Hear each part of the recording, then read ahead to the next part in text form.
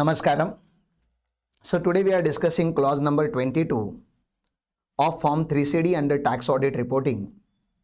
So this is technically talking about section 23 of Micro, Small and Medium Enterprise Development Act 2006. Many of us are not aware of this particular act because we don't study this act as a part of syllabus. But we should have fair idea about what is section 23 of micro, small and medium enterprise, or what is the MSME Act and how it is protecting MSME nowadays. Because if it is a company, you are not only supposed to do the reporting under clause number 22, it is there in schedule 3 of Companies Act. Like you have to disclose it on the face of the financial statement as a disclosure, like whether you are making any default in making payments to the MSME. It is not about whether you are MSME. No, it is about whether your vendors are MSME or not. To protect MSME, there is one clause in MSME that I am telling you as per section 16 of MSME. You are supposed to make payment within 45 days. Please understand, this is a clause that you need to understand. Even if the payment this is like I have googled the section, so I'm reading directly from that because I need the number of days within which you are supposed to pay to the MSME. Why government is so much concerned about MSME is that, see, MSME, they don't have huge working capital available with them as compared to the corporates, and that's the reason their holding period or credit period in the market is less. That means if they have to compete with the large corporates in the market, there has to be a lesser credit period so that the buyers, the person who is taking goods and services from MSME should pay to the MSME within a particular time, so that MSME can get, that unit should get the money earlier in their hand so that it can be used as a working capital in the business. So what is the maximum number of days that MSME can allow? So that is a choice of that particular unit. But those number of days, whatever credit period they are allowing in the industry, cannot be more than 45 days. So please understand that. Even if the payment terms are agreed in writing, please understand, payment terms are agreed in writing. That means there is some agreement which says, okay, you should make payment in 30 days, 35 days, 60 days. That is not acceptable.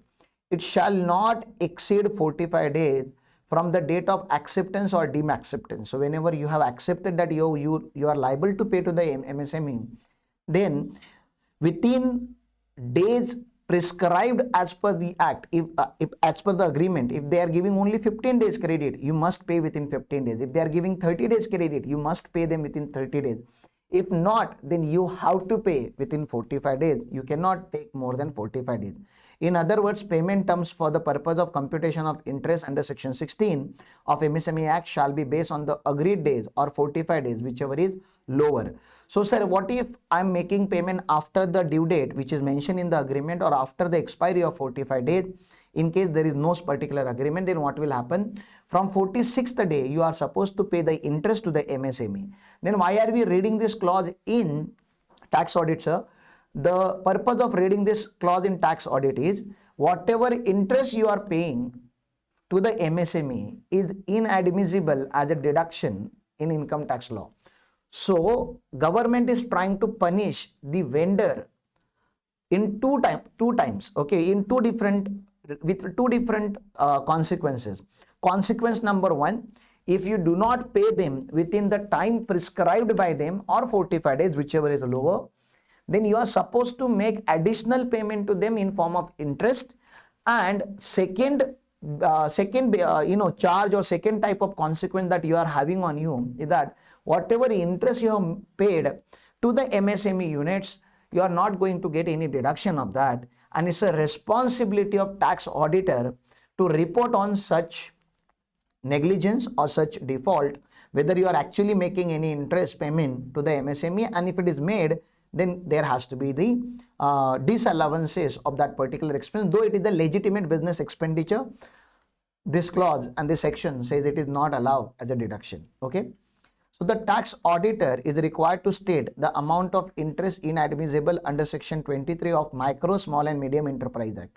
So you might say, sir, we have never heard this particular disallowances in income tax law because this is not from income tax law, this is from MSME Act. One second. the tax auditor is required to state the amount of interest inadmissible under Section 23 of MSME Act.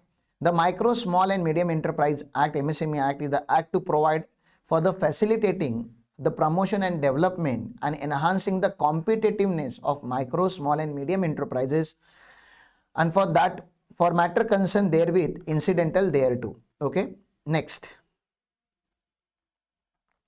MSME Act lays down that interest payable or paid by the buyer in accordance with the provision of the Act shall not, for the purpose of computation of income under Income Tax Act 1961, be allowed as a deduction. The tax auditor, while reporting under clause 22, should take the following step. The auditor should seek information regarding to the status of enterprises, like what are the enterprise. So you might have done the declaration form, you might have filled a declaration form, whether you are a small enterprise or micro enterprise or medium enterprise. They ask for the declaration now before doing the business with you. Since Section 22 of Micro, Small and Medium Enterprise Act require disclosure of information, the tax auditor should cross-check the disclosure made in the financial statement. So there has to be complete disclosure in the financial statement, as I told you. Yesterday only we finalized one company's account audit report. So there also this disclosure was necessary. Obtain full list of suppliers. So it is about suppliers of the assessee which falls within the purview of supplier under Section 2N of Micro, Small and Medium Enterprise. It is the responsibility of auditee to classify and identify those suppliers who are covered by this act. So the list will be given by the auditee. It is not a responsibility of auditor.